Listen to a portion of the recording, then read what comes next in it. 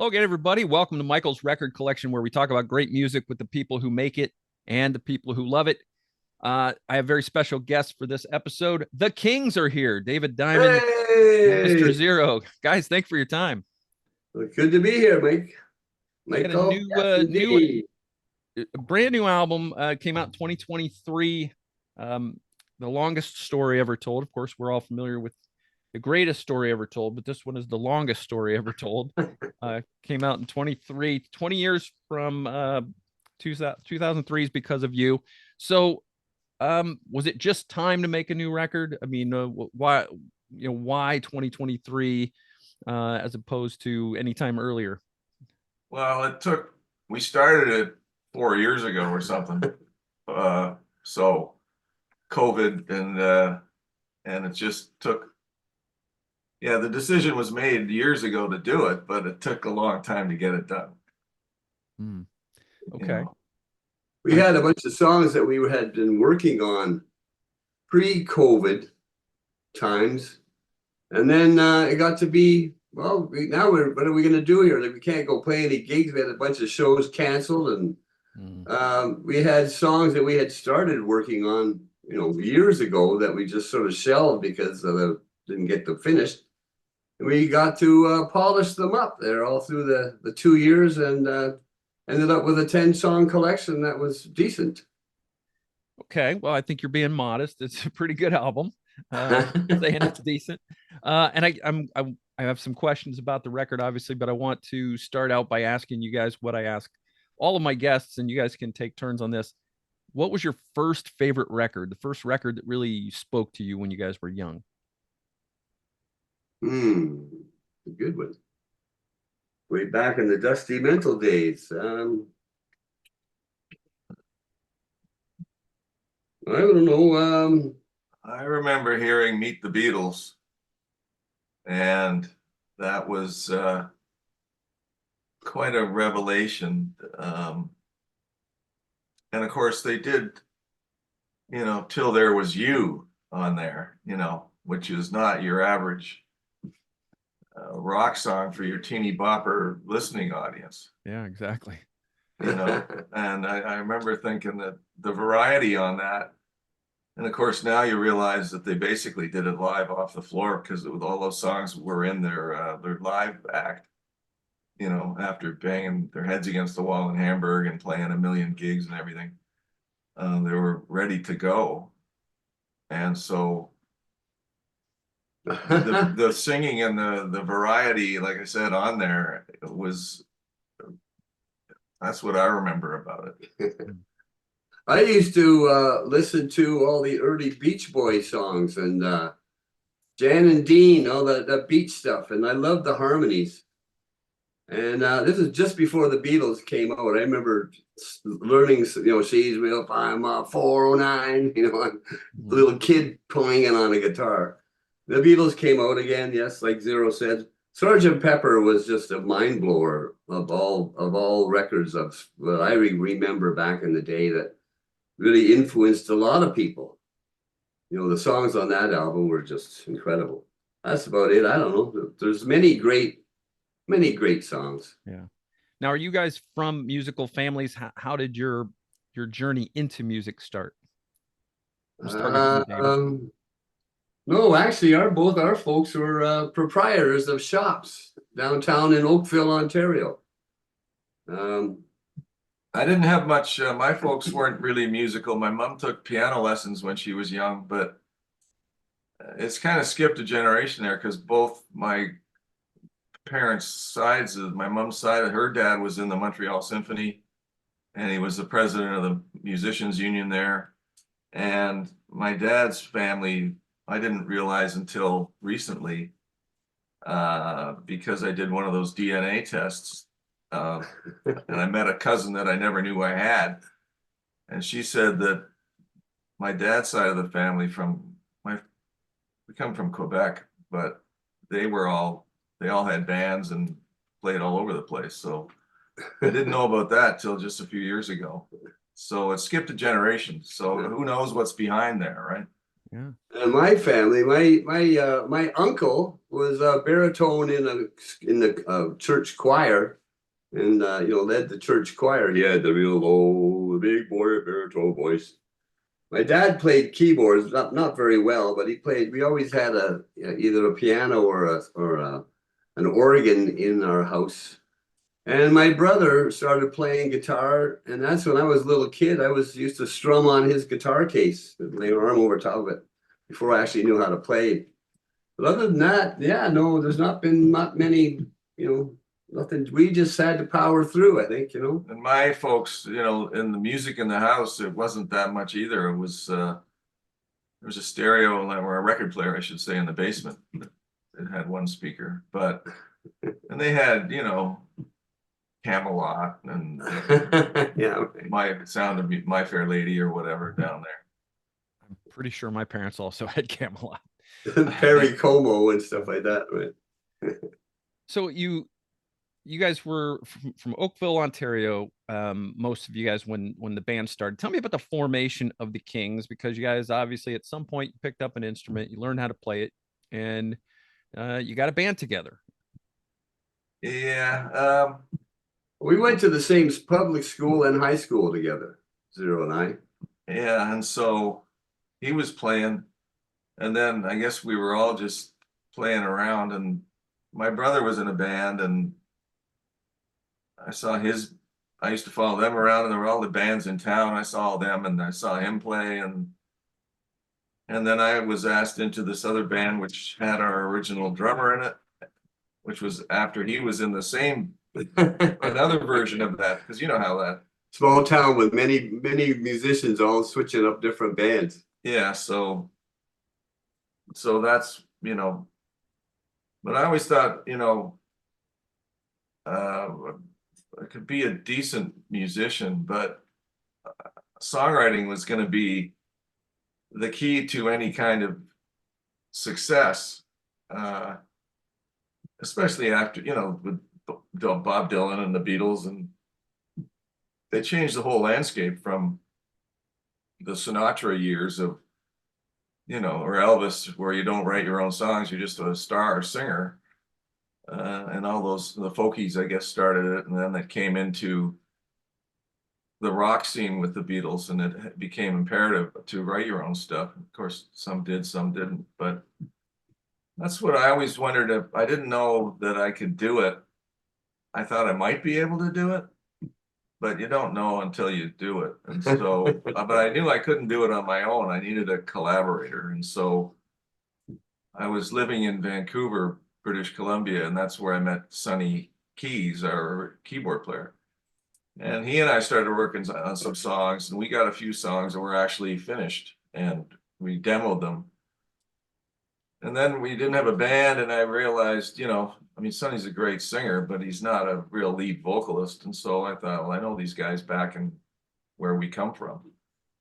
And I went back and I approached Dave and our original drummer, Max, and to come and try and do a session. And then we did, and then we realized there was something pretty good about it. That's sort of the short story of it. And we flew out to Vancouver and did some record demos with Zero and Sonny's songs. I had a couple in my pocket that I thought we could try, and we did, and it was sort of was exciting. So I think that was like the seeds to it right there. Then we came back to the east. We came back to Toronto area, and there was more gigs out here. Vancouver's kind of an isolated place back then, and Toronto had more scene with clubs and everything. So that's when we started rehearsing and writing, and for years we just in the basement grinding it out. Yeah. So this would have been the late 70s. Yeah, mid to late 70s. And we found we were good at writing together, Zero and I. I could come up with some decent melodies, and he's the lyricist, and it would gelled pretty good. We put some good songs, some good lengthy prog rock songs back in the day of the Yes and Genesis. We had like 10-minute long songs, not commercial at all, just these self-indulgent things. And we weren't really getting anywhere, nothing much happening. And then we, as you saw in the documentary, we entered this talent contest on this radio station, homegrown thing. In Toronto, oh yeah. And there was 600 entries into that thing, but we won it with one of Dave's songs. Don't Let Me Know, Yeah. which is on the first album. And we won it, and we thought, wow, I guess we better write some commercial songs. Maybe that's a better idea.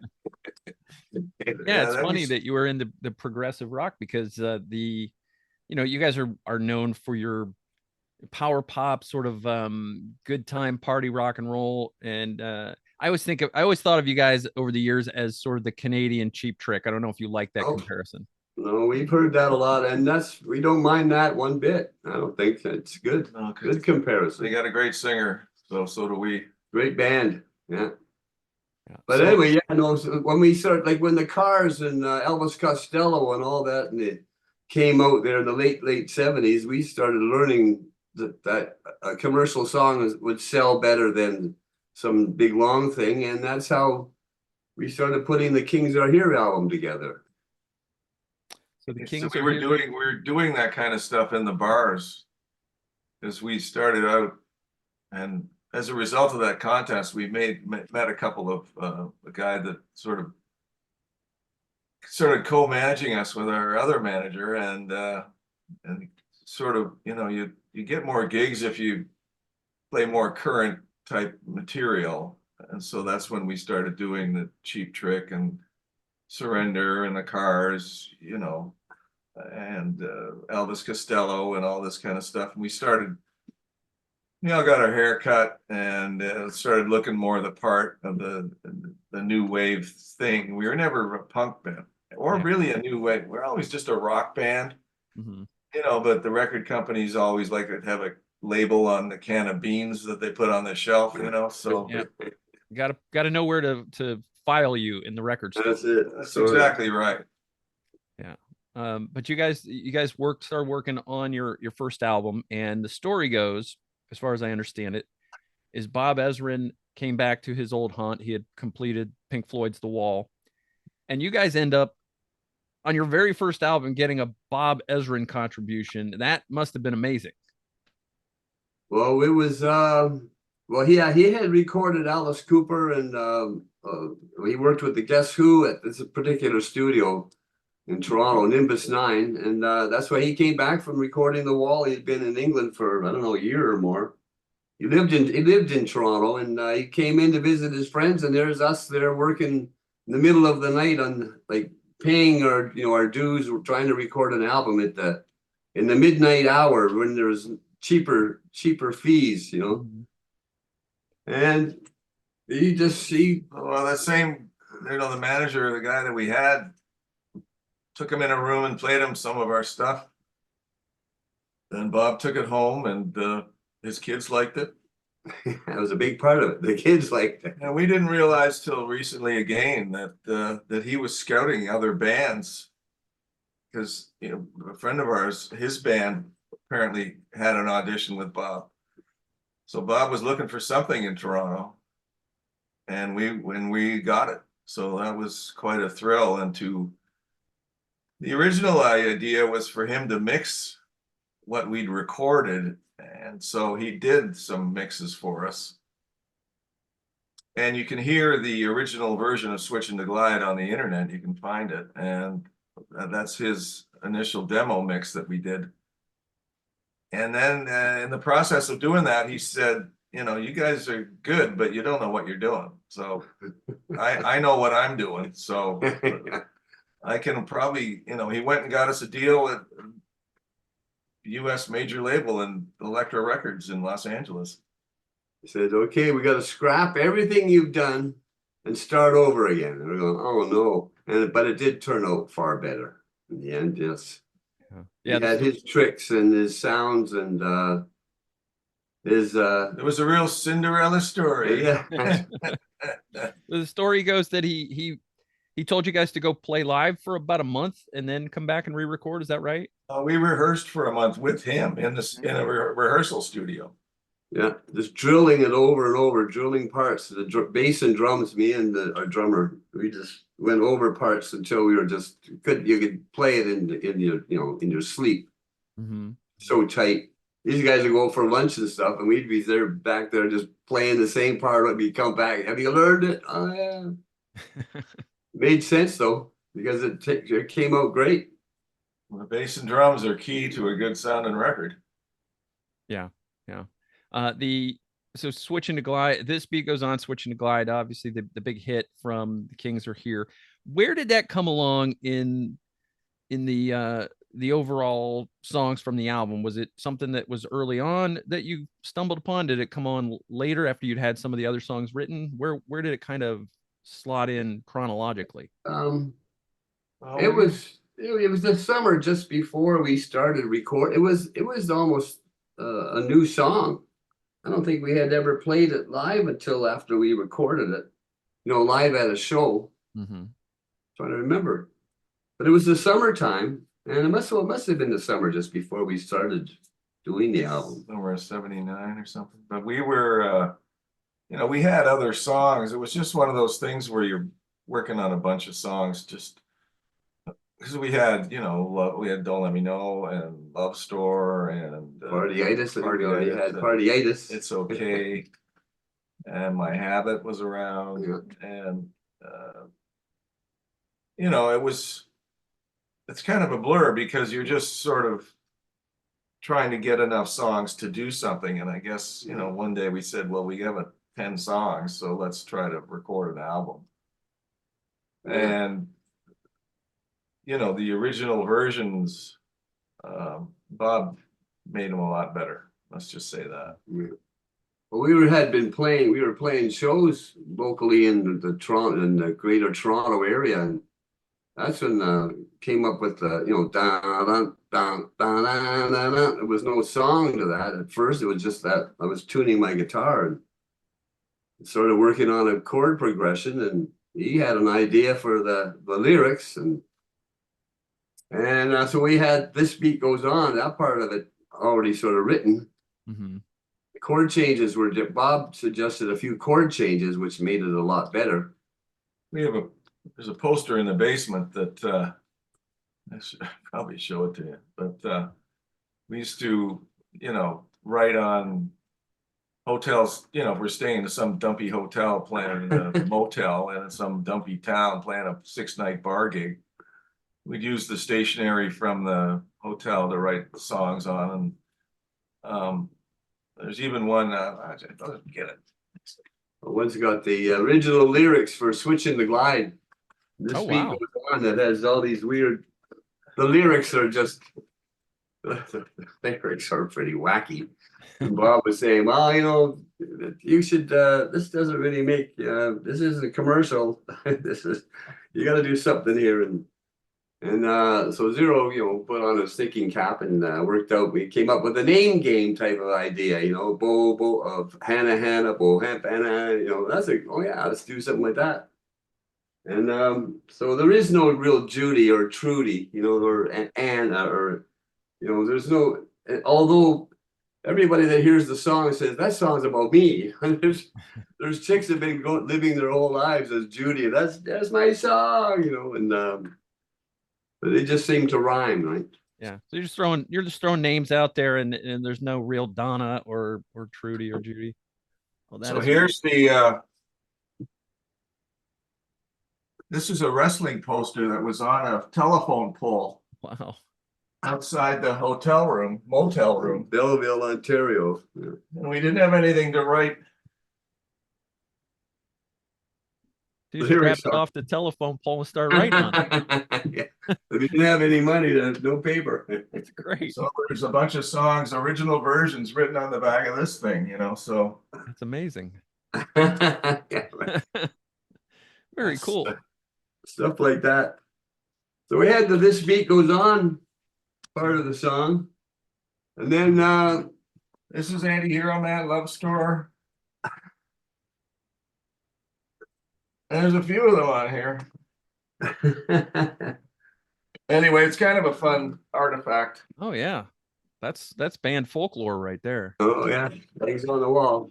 So your two songs are stuck together. Was that the band's idea? Did Bob bring that idea to you? How did that work? Oh, it was our idea.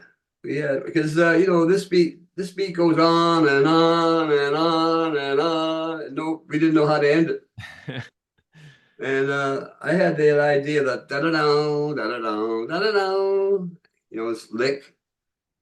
And I said, Zero, we got this lick here. He says, well, I have this idea about switching to glide. And that's why I'm thinking da da da da da da da, switching to glide.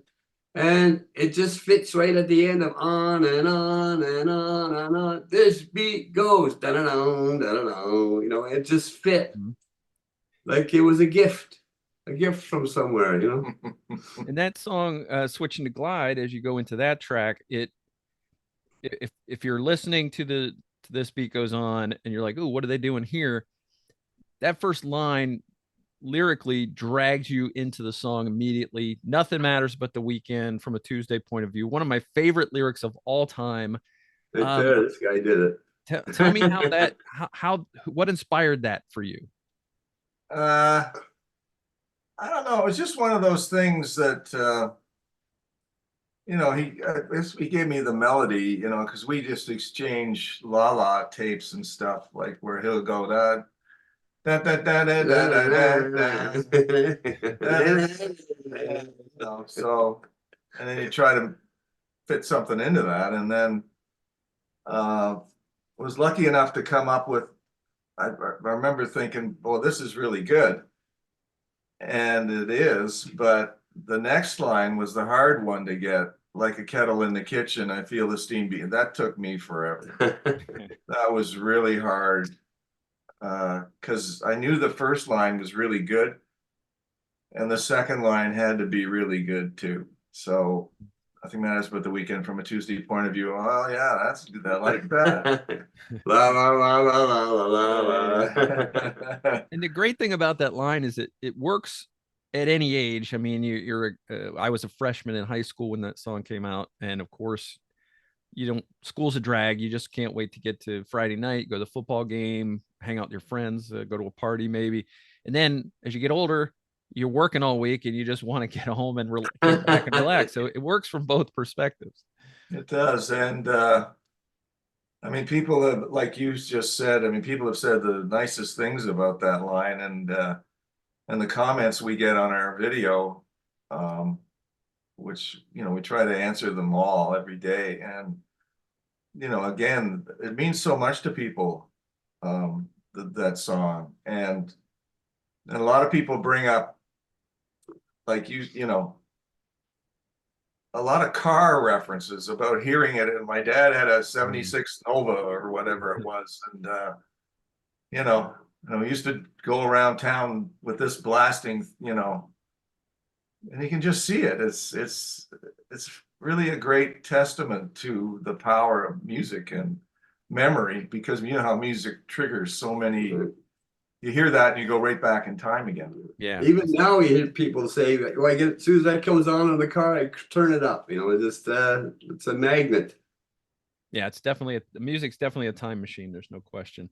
It takes you right back to the first time you heard it, or something you were doing when you heard it, that kind of thing. So, but and also switching to glide is an interesting phrase, because and I watched, the only reason I know anything about that is because I watched your documentary, and I know that this kind of stemmed from was it your dad that was turning the car off as you went down a hill? And yeah, well, we used to go to 2 weeks in the summer, my parents had off, and we went to the US a lot of the time. Like the border's only an hour from here, and so we'd go to some state parks in New York State. One time we went down to South Carolina, I think, and Washington, D.C. As little kids, we were down looking at all that cool stuff. But I remember one time, in one of these places, there was a hill, and my dad put the car in neutral, and like we were, what's this? It's, well, we're coasting or gliding. And I just thought, what would that be like to be in an airplane and shutting off the engine, which is probably pretty scary, I would imagine. a pretty stupid idea, but anyway, that's where that came from. And so It just came to me one day, right in on Bronte Road, just like that's what I remember in the documentary. It was right just coming up. I just went, oh yeah, what's that? You know? Switching the glide. Yeah. I never knew what it meant. I knew you guys were from Canada, and I thought that must be some like really cool slang term in Canada. Well, I had this people built do up it. in my head that Yeah, you would know. sure. Well, people do ask what it means sometimes, and I usually just send them a link to the documentary that you just saw because it is explained. But it does mean, kick it into relaxed mode and have a good time, let your troubles roll off your back, and you switch into glide. Nothing matters but the weekend, that kind of stuff. Get your partyitis. Now, I always hate the term one hit wonder because I always feel like it's not the band's fault that they only had one hit. I think it's usually some other cause, like the record company didn't push the right songs at the right time, or put enough support behind it. And I certainly think there are other songs on that first album that could have been hits. How do you guys, do you embrace that moniker, or does it bother you? Well, we as you know, we called our documentary Anatomy of a One-Hit Wonder because you might as well own it if they're going to call you that. Better to have one than none. And it's That's a lot, true. and it is a bona fide hit Worldwide, in the USA and North America in general. I mean, let's face it, it's something that a lot of bands never did, and so we're very proud of that. And like you say, a lot of it regarding the follow-up was record company and music business politics. Yeah. And Because sometimes we're it's gonna the wrong time. Sometimes it's the timing of an album can make a record company change gears and put their support behind something else because something else is hotter and fresher, or some other sound. or the business, like the business. This when our album first came out, it was just when the what was it? There's a book called Hitman. Have you ever seen that? It's written Frederick Dannon's book about the payola scandal of the early 80s. Yeah, I've heard of it. We were caught up right in the middle of that. And we're not mentioned in that book, but it was the same.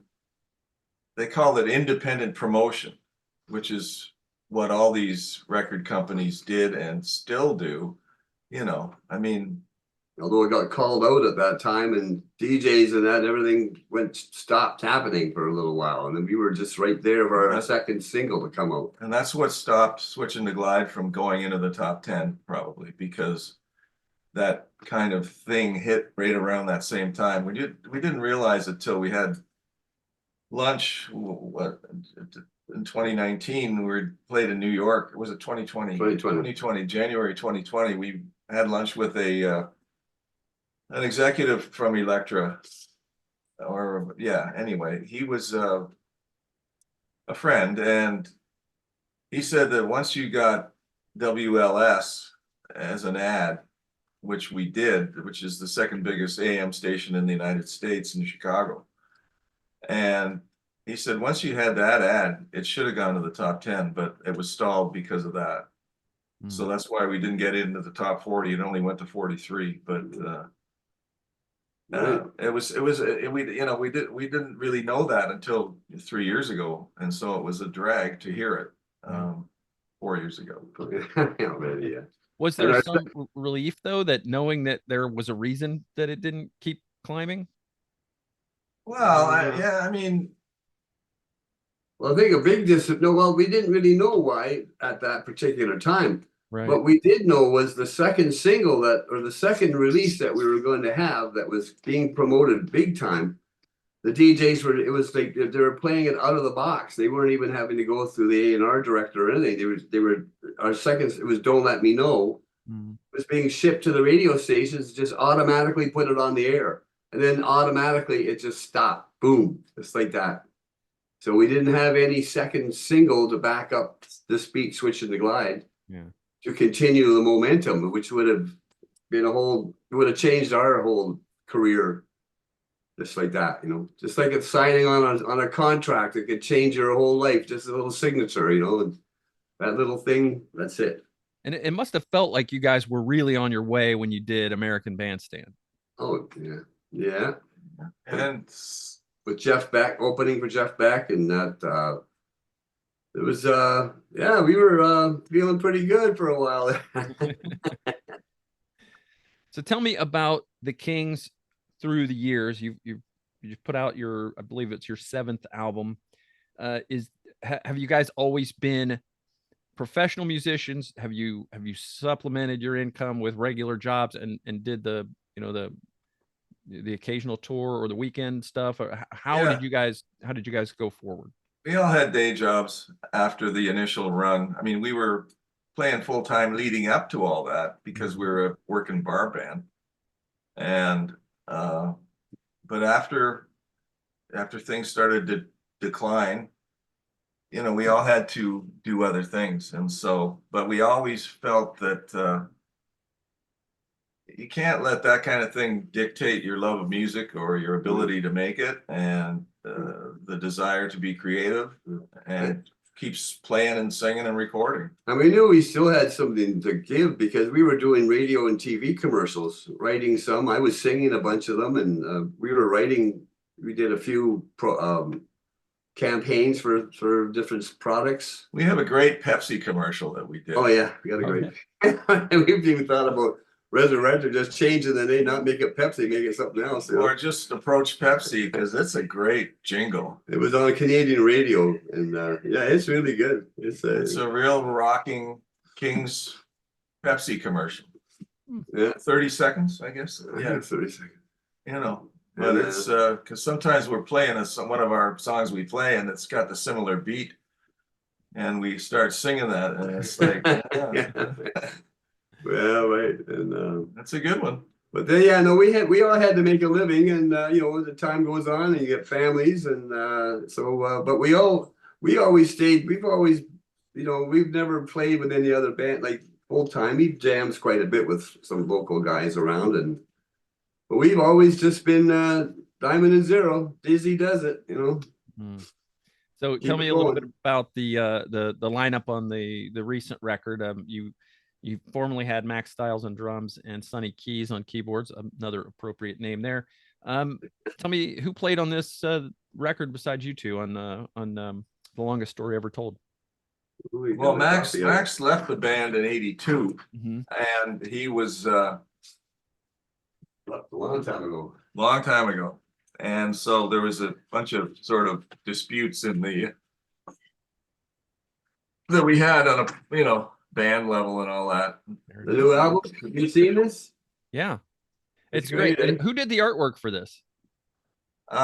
It's Well, I was trying to organize a cover and with a professional designer, and that didn't pan out.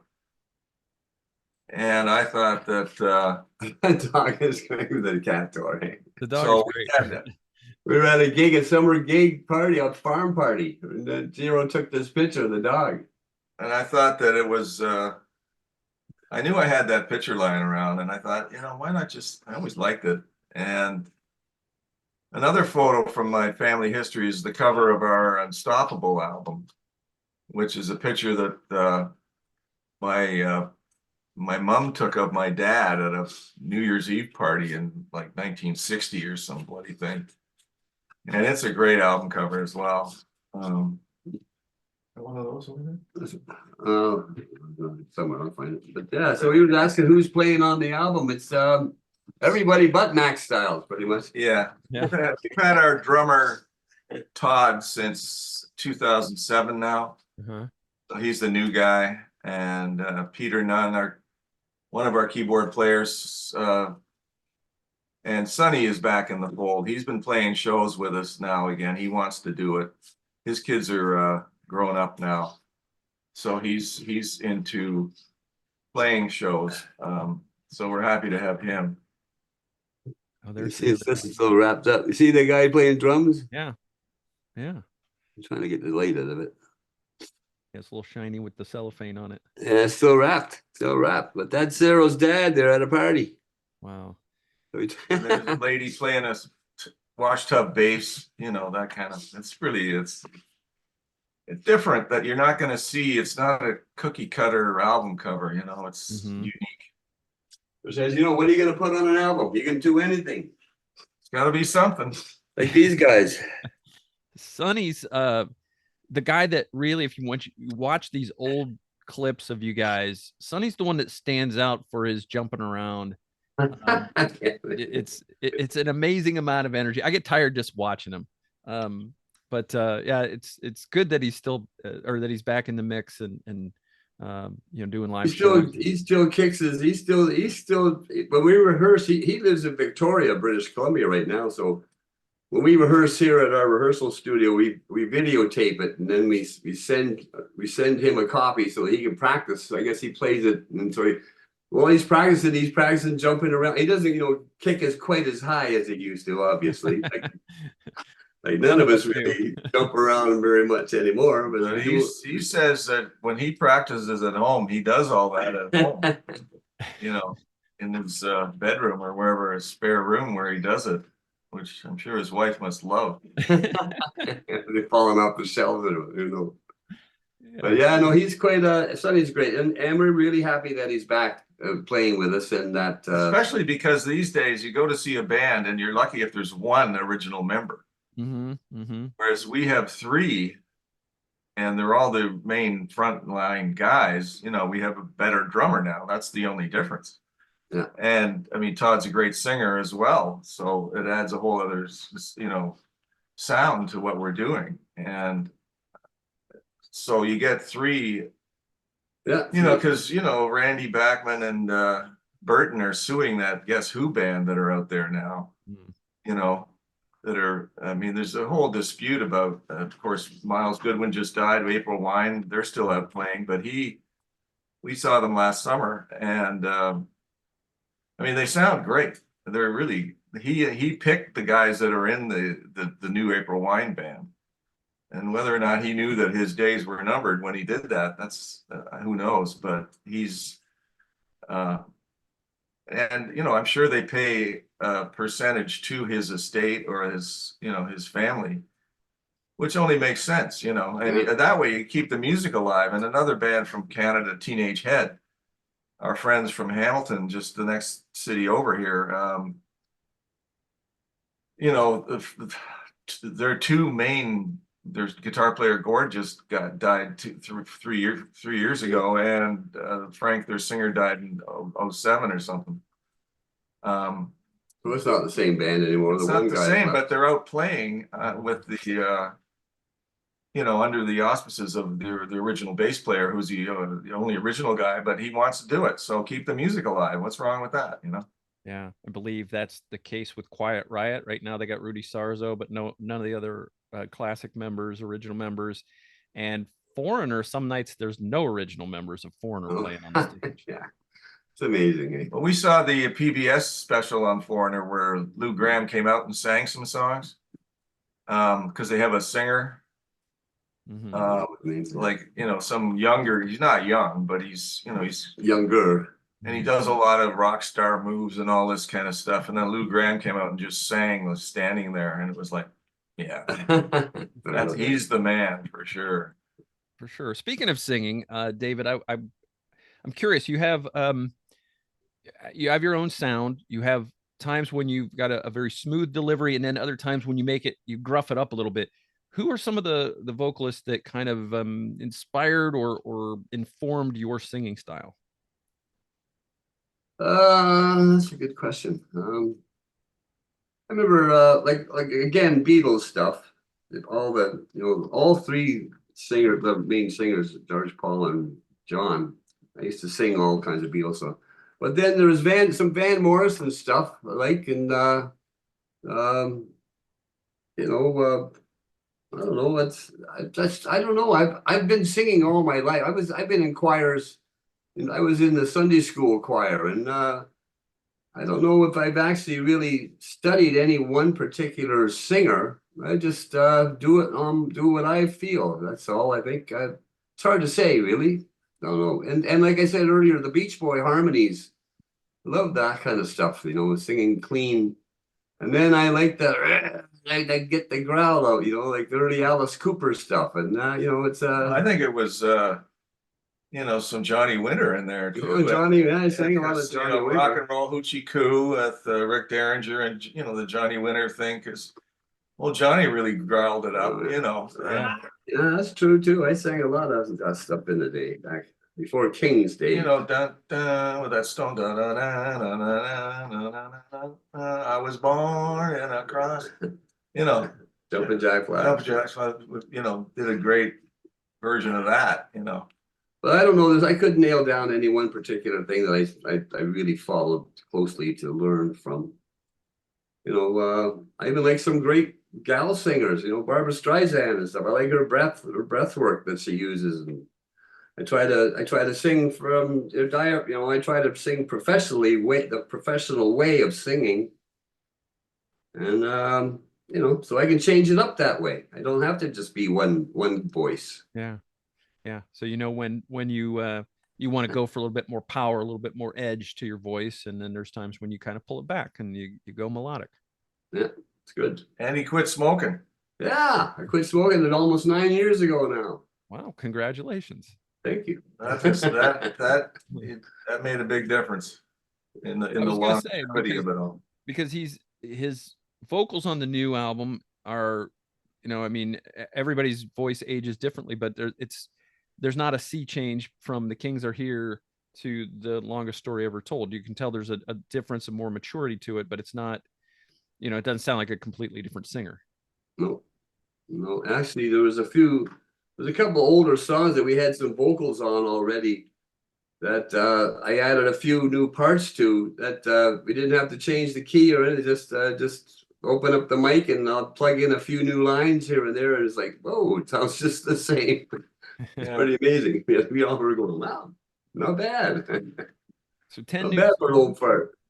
10 new songs on the new album, and it's I find some of this stuff very interesting. The Longest Story Ever Told is the title track, obviously, and then you've got this really beautiful ballad, When Dreams Come True, that follows it, and there's a line in this thing that says, back to the story, something about where and who knows where the story ends. Was that an intentional callback to the title track, or was that a happy accident so you sequenced the album that way?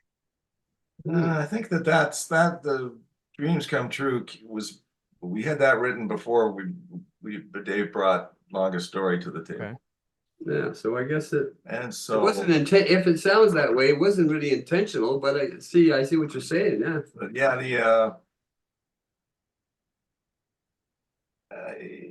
yeah, I mean, that song is Dreams Come True is kind of about, you know, a life-changing experience, and one of this woman that we know said that could be the greatest wedding song ever, because it's about second chances, you know, and about having something happen that you don't expect, and that can change your life, and just, you know, like meeting the right person at the right time, and that's kind of the idea behind it. And back to the story, where, you know, where does the story end? And you just, when you're adrift, you don't know what's going to happen. But in a moment, your world can change. And so that's you never know what might happen. Yeah. So the ballad was written before the title track. The title track precedes it on the record. It just really works well lyrically with that callback to the previous song.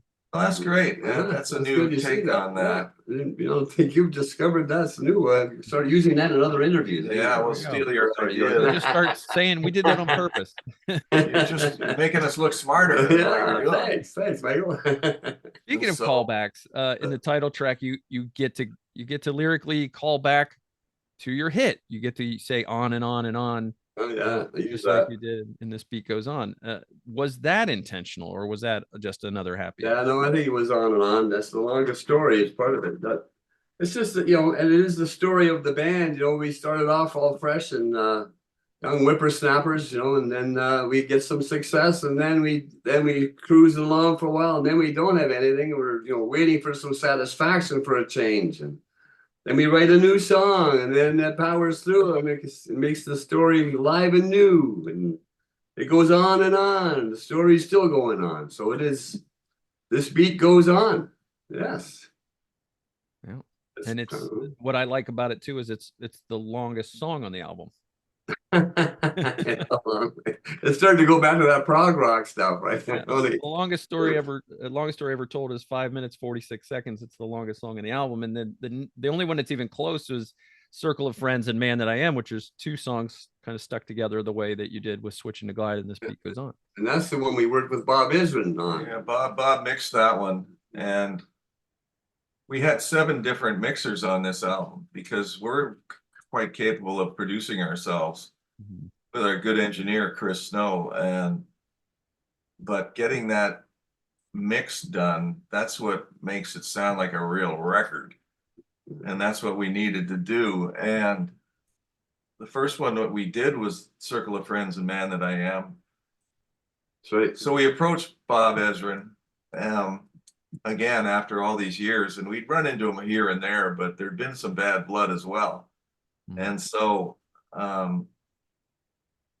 but that's all cleared up. That's all great. So we sent it to him. We sent it to him, and 10 minutes later he agreed to email back and said, "Yeah, I'll do it," you know. And then we knew, we go, okay, this is okay, now we got him in our pocket to do one song. Now we can use that to see what else we can do, you know? So that was the first song completed on this thing, and then we went back in the studio and started working on all this other stuff. But we used Bob's mix as a template for comparing everything else as the sessions went along. And we had different people mixing, and we'd say, you know, it's got to sound this good.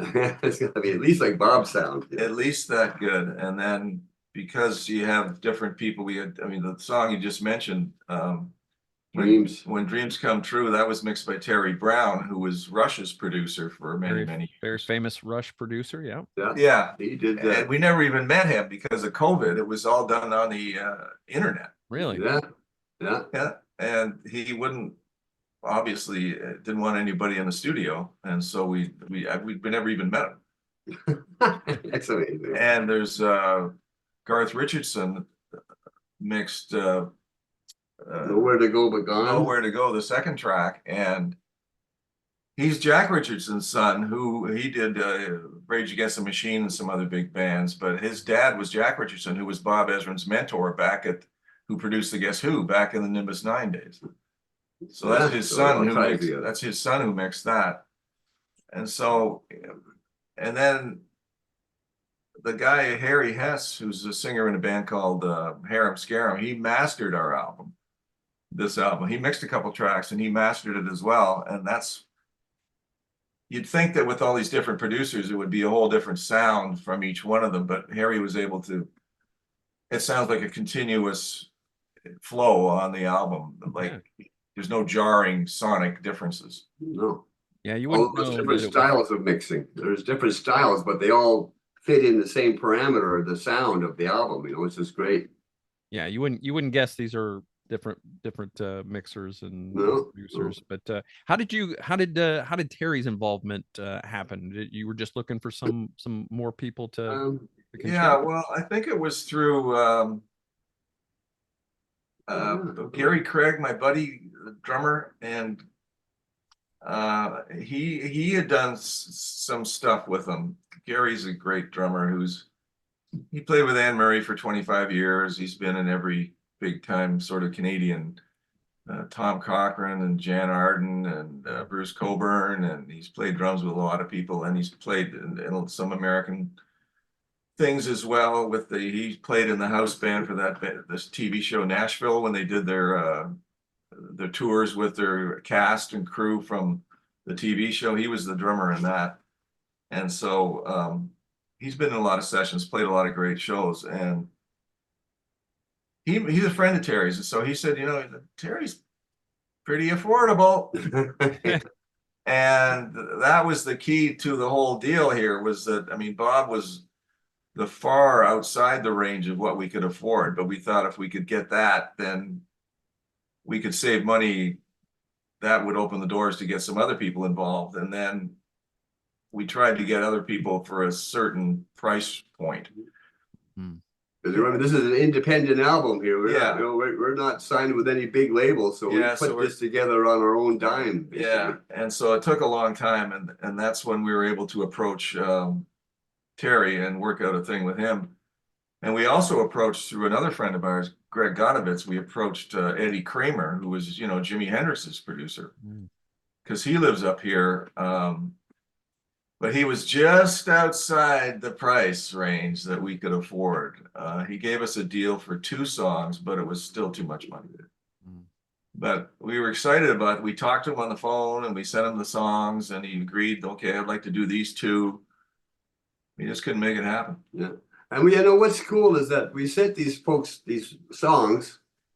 They know Switchin' the Glide and all that, you know, this beat Switchin'. But for them to actually come back to us and say, well, I like this. I like your song. You know, I like what you're doing here. And that, you know, that just keeps us figuring. I think we're doing something right. You know, we're still right. Like, our goal is to write good songs, like, you know, ones that'll last a long time. Because there's so much music out there now. You know, in 6 months, you'll never hear it again ever in your life, type of thing. You know, I don't like that. Very disposable commodity now, music. There's no songs anymore, you know, sort of. And, you know, God bless them, but all these Nashville, like this modern country, it's just pickup trucks and, you know, getting drunk. Every one of them. Yeah. What's wrong with that? He's got a pickup truck. We both like getting drunk, but but not every song has to be like that, right? Yeah. Well, I mean, you guys have stayed true to yourselves too. This is a collection of largely good time, fun, party rock, very, very strong power pop vibes through it. And I especially really like the first, I mean, right off the bat, the first 3 tracks, Always Off the Deep End, Nowhere to Go But Gone, and the title track are all great. Then you got the ballad, and then really like Circle of Friends, Man That I Am, and A Rose for Your Stone, which again, that was a lyric I wasn't familiar with that. It seems to have maybe a connotation of visiting a grave, but you know, tell me a little bit about A Rose for Your Stone. well, that's exactly what it is. Is a guy, Dave had the music for it with the opening lick and everything, and it just sounded to both of us like a spaghetti western or El Paso by Marty Robbins. Yeah, I was thinking, I haven't heard a song like that for a while. I know, with that kind of spaghetti western sound, like The Good, the Bad, and the Ugly, sort of, in a way. You know, that kind of. So I came up with the melody and that, and I was saying it should be something like that, a spaghetti western or something. Then we sort of worked on a storyline, and Z came up with that idea of the anti-hero man. Yeah, then it turned into this thing that was 6.5, 7 minutes long. We had this long. We could have written a movie. The song kept going on and on. You were making a soundtrack. It was a whole screenplay in this stupid thing, and that's when our engineer, we played it for him. He said, "You got to cut it in half." We got this piece of Bristol board. There was so much lyrics. The Bristol board. It went on. Just keep going. Anyway, filled the back of a wrestling poster with that. Oh yeah, this is bigger than that. Even. And there was cutouts on it that you could lift up and look at the old ones, and the new ones were taped on it. It was too much, and then so we finally, that was written really during COVID. I remember being in. Oh yeah. You know, there was nothing else to do, and that's why it kind of just went way over. And then so we did cut it in half and chopped it down to look at this, is like show and tell here. It is. Show and tell. This is the kind of stuff we were working on. We have put it up on a board. Put it up on a board, start working on the lyrics. Wow. Yeah. Well, my house. My house is full of all kinds of wacky, neat stuff. I'll tell you. I love that you guys keep this stuff. It's great. Yeah. Yeah. Well, Why not? We got a good wall of stuff with the gold records and stuff down we finally got our platinum album for The Kings Are Here, and the gold single for Switchin' to Glide, and because of switching the speed, Switchin', we got into the Canadian Songwriters Hall of Fame. Yeah.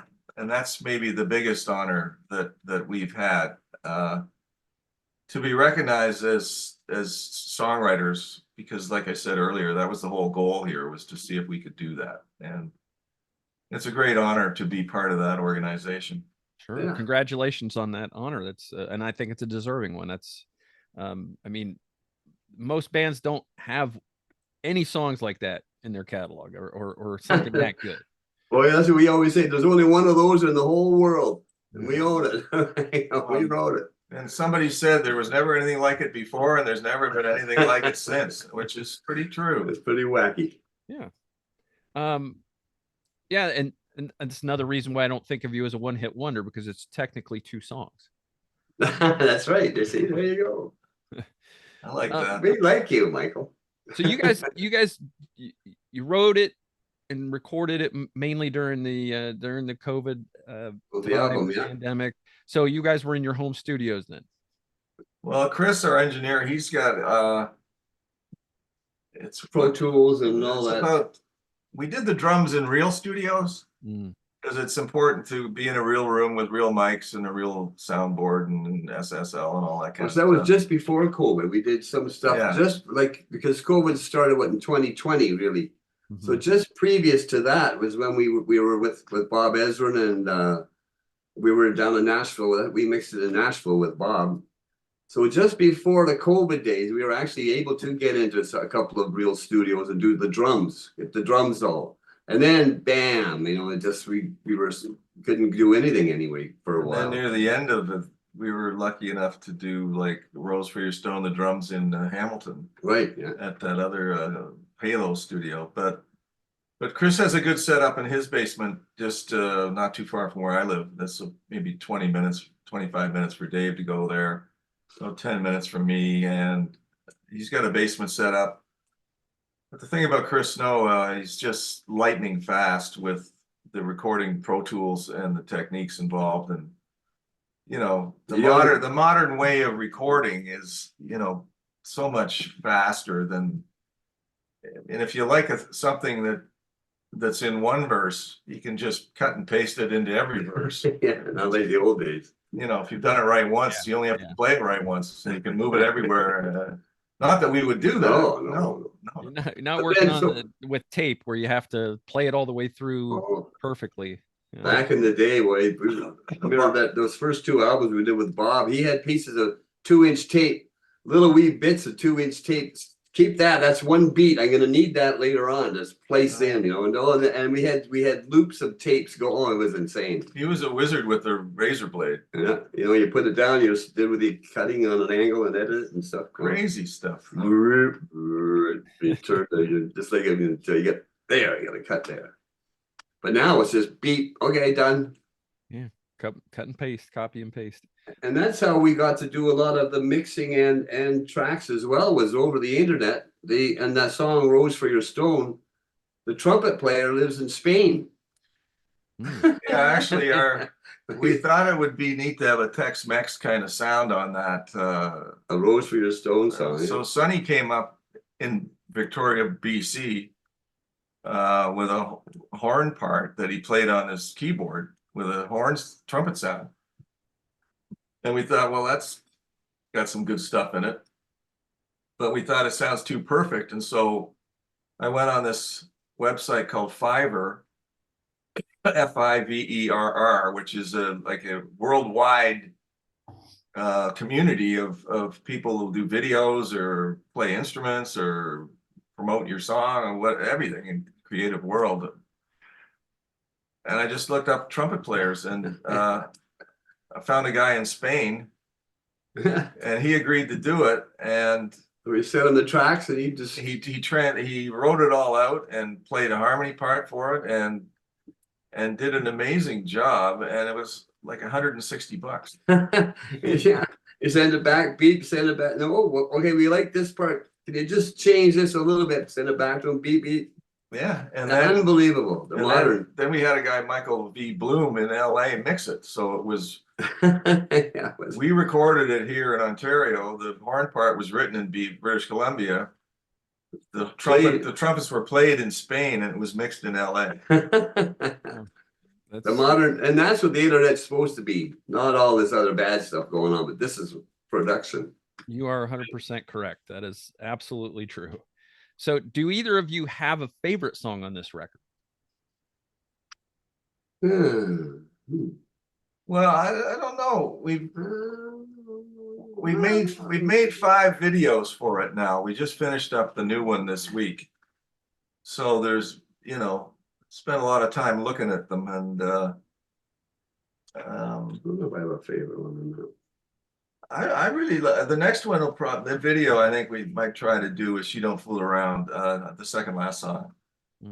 The album ends with 3 really rocking songs. Yeah. It's like there's sort of accessible songs before that, but the last 3 are really pretty heavy duty. And that's my heart lies there. I like that. He likes either Clean Shot, She Don't Fool Around, or Triangle Blues. They're very they're more of a harder edge and maybe less palatable to some people because they're so rocky, but I think they're great. And I might like The Longest Story and I Know So. Those are my, I guess. But then Dreams is good. But they're all good. There are babies. You can't pick one child, can you? No. But so I like Zero likes to rock out. So I learned that today. Yeah. That's great. Yeah. Well, So I know you can pick a favorite child, can't you? I guess you can. It's the dirty little secret is everybody has one, but nobody wants to.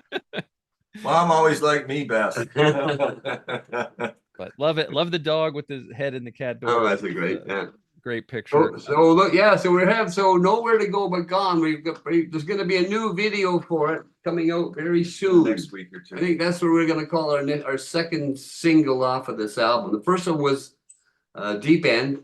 The summer, it's this kind of stuff. So summer's coming again soon, but Nowhere to Go But Gone's a road trip song.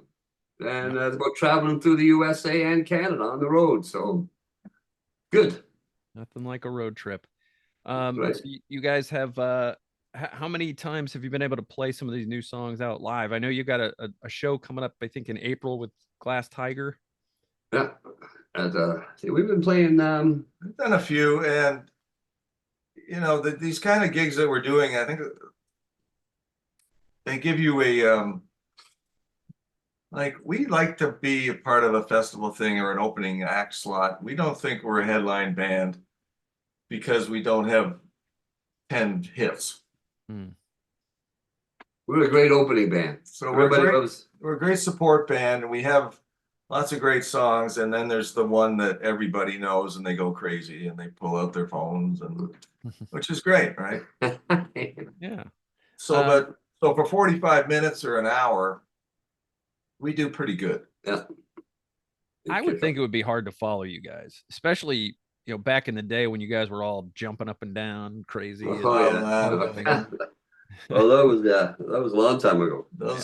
We don't, not as much jumping nowadays, but we just stand and deliver. There you go. So the album is called The Longest Story Ever Told, came out in 2023. Is the best place to buy it from your website? Yeah, that's where you can get the link to the physical copies of it. And of course, it's on all the digital, it's on Spotify and all the rest of those things as well. And all the Kings Are Here.com. That's our if you go, even just type in Switchin, it goes straight to the Kings. Yeah, but the other, our website is thekingsarehere.com. Our Facebook page is The Kings Are Here. Our YouTube channel is The Kings Are Here. So it's pretty easy to find us. And on Spotify, like you said about, there's 75, 80 Kings songs on there.